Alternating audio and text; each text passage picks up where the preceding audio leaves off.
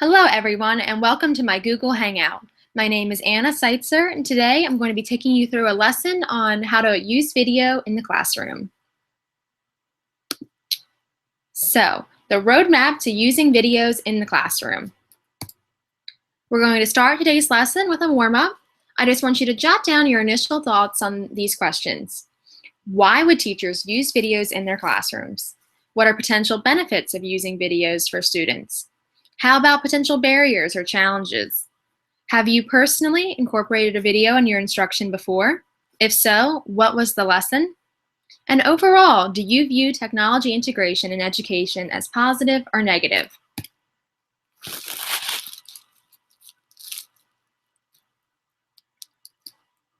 So, today we will learn how to effectively integrate videos in our classroom instruction to enhance teaching and student learning, where to locate engaging educational videos that are appropriate and meet objectives, and what the affordances and challenges are to using video in the classroom.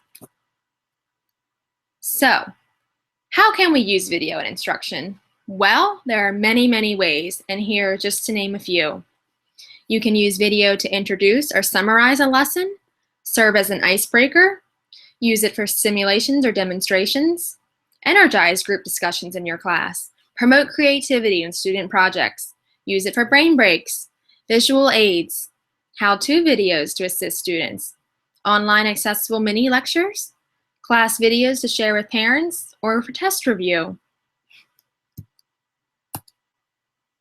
So to get us started, I'm going to show you guys a quick example from PBIS Kids, which is a great site to locate educational videos for free. This is a real short clip. It's from the show Word World, and the title is Snug as a Bug. And you guessed it, it's for a rhyming lesson. Real short, but just engages students, gets them excited, motivated, and introduces them to rhyming. So let's go ahead and give that a view. By the end of the game, Frog had become quite sleepy. Good night, Bug. But Bug was wide awake. Yeah, that's right. Now I can't sleep. Well, sure you can, Bug. Everybody needs sleep. You just need to get snug. Bugs love being snug. What's snug mean? Oh, you know, comfy cozy. Ah, well, I do like being comfy cozy. Yup. Snug as a bug in a... What was that rhyme again? Snug as a bug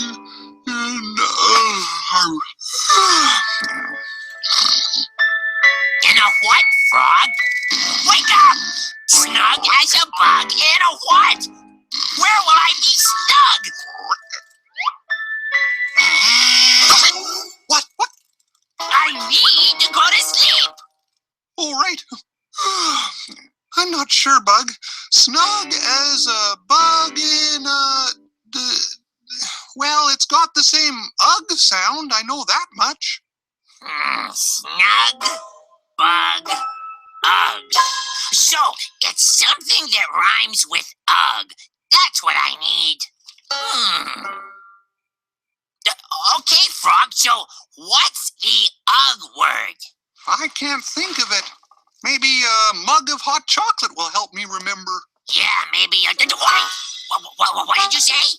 I said maybe a mug of... That's it. Ugh. Yes, you're right. Mug rhymes with bug and snug. Snug as a bug in a mug. Let's find out. Ugh. Mug?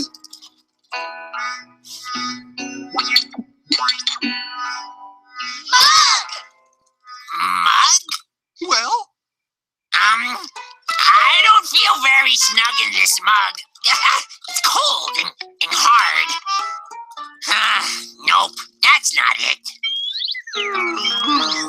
well, maybe Bear will remember that ugh word.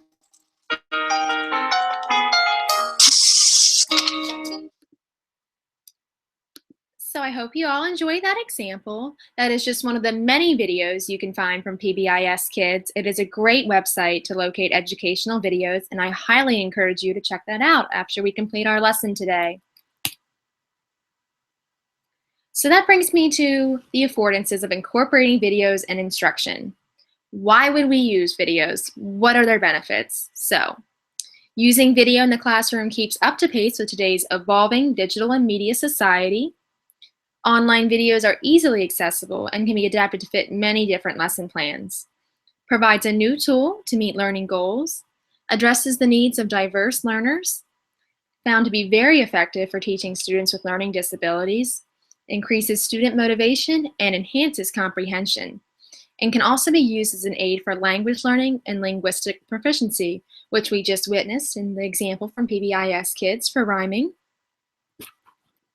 However, we must discuss the potential challenges and barriers that using video in the classroom presents.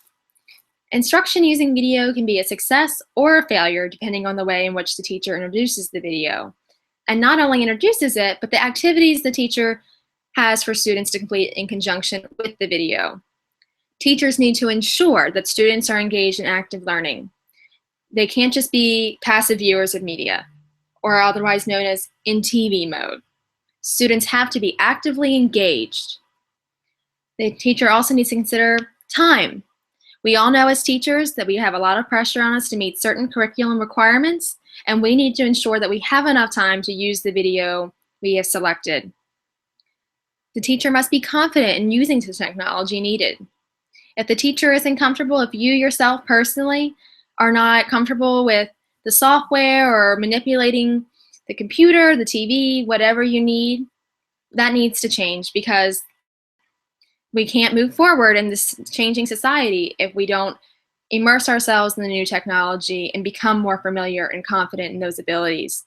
The teacher is also responsible for video selection of videos that are appropriate and effective learning tools. Going along with that, the amount of resources available can also be extremely overwhelming. There are so many sites out there, so many places to locate videos, but we need to have the skills to sort through those and pick which ones are educationally beneficial for our children and appropriate for their needs. So, how to find the right video. I've broken down just a few tips for you guys to have in the back of your mind as you move forward in selecting videos and using those in your classroom. First off, check the grade level and standards of the video. A lot of times, if a video doesn't list the grade level that it supports, it might not be your best choice. Educational videos should also provide a teacher's guide that should help you identify if the video aligns with your objectives. If the video has the grade level listed and a teacher's guide, you know for sure, for the most part, that it's intended for education purposes. You should consider the length of the video and your students' attention spans. If the video is too long and your kids are going to lose interest, you might want to rethink that video. Or identify good spots to pause and do an activity and reflect. You should also always look at a preview of the video to determine if the presentation will engage your students. Is it interesting? Does it illustrate the concept well? Will it get the message across to your students, or will they simply be uninterested? Does the video present information logically? If it doesn't, it probably isn't intended to be an education video. The video should provide auditory, visual, and written clues to address the needs of multiple learning styles. We might think of videos as, well, they're just going to help our visual learners, but that doesn't have to be the case.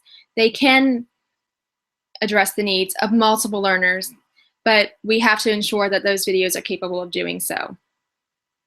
We should only use certified educational websites in your search to locate professional videos designed and licensed for classroom use. Yes, it is okay sometimes to venture out of those, but just because it's free or the easy option doesn't necessarily mean it's the right one. We have to make sure we're using trusted sources.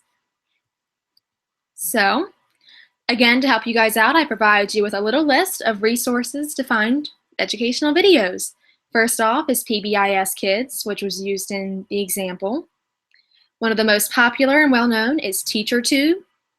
We also have Khan Academy.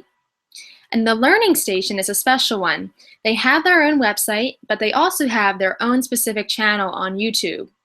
So yes, it is okay to use YouTube, but again, we need to know how to sort through those. And one of the best ways is to get familiar with this, what educational websites have their own channels and that are trusted and certified. Go Noodle is one of my personal favorites. It's for brain breaks, has different dances and physical activities to get your kids up and moving when they've been sitting for a long period of time and just need that break, that release. iTunes also has educational videos that you can purchase, or sometimes they're free. Pixar is a fun one to find short clips or when you need a movie for your class. And Math TV is also very well known for really videos, how-to videos to break down some of those tough math concepts for kids, if videos are a way that appeals to their learning style. On the Google Hangout, or Google Doc, excuse me, that I have provided, I have links to all of these websites outlined for you guys. So tips for teachers. I just wanted to leave you guys with some thoughts to keep in the back of your mind when you approach this new tool. Using video and instruction requires careful lesson planning. We need to allocate that extra time to really think through this, especially as we're just getting to be familiar with the use of this tool. Allow yourself the right amount of time to really plan it carefully. Videos should address the needs of your students. Consider how your students learn, consider what they enjoy, what they will be engaged in, and go from there. Make sure you use video as an interactive tool and promote active viewing. Do not let your students be in TV mode. I cannot stress that enough. Never just hit play and run a video from start to finish. They need to be actively engaged in learning to really comprehend the content and to get something from it. Identify pause points in the video where you can stop and have a class discussion. Time to summarize, clarify, expand, and reteach the content in the video. Discuss with your students. Get feedback from them. How are they connecting to the video? What are their thoughts? What are their feelings towards it? Are they getting something from it? Or are they just simply not paying attention? Again, in TV mode. Plan activities for before, during, and after viewing. One of the biggest mistakes teachers make is they have a little pre-activity and then something afterwards, but nothing in between. If it's a long video, if it's a video of any length, you need to have an activity plan for during. The example I used from PBIS Kids, it was a real short clip, so that's different. But anything that exceeds 10 minutes or so, you need to have an activity for during. Always introduce the video. Explain to your kids why you're using the video. What is its purpose? Ask a focus question to have that in the back of their minds. And go over any new vocabulary the students should be aware of. Make connections with your students. Talk to them about how this video crosses content areas. How does it apply to what they're learning in a different subject? Make those important connections. It is critical. Replaying of videos can summarize a lesson, give students an opportunity to reflect deeper, and prepare for assessment. For today's lesson, I prepared just a wrap-up to get some feedback and see what you guys have learned. So if you could please go to this link, it will take you to my Google form, and it just has 3 short wrap-up questions. I really appreciate it, and thank you very much for listening in on my Google Hangout today and in taking a part in this lesson. I hope you benefited from the roadmap to using videos in the classroom. Thank you again.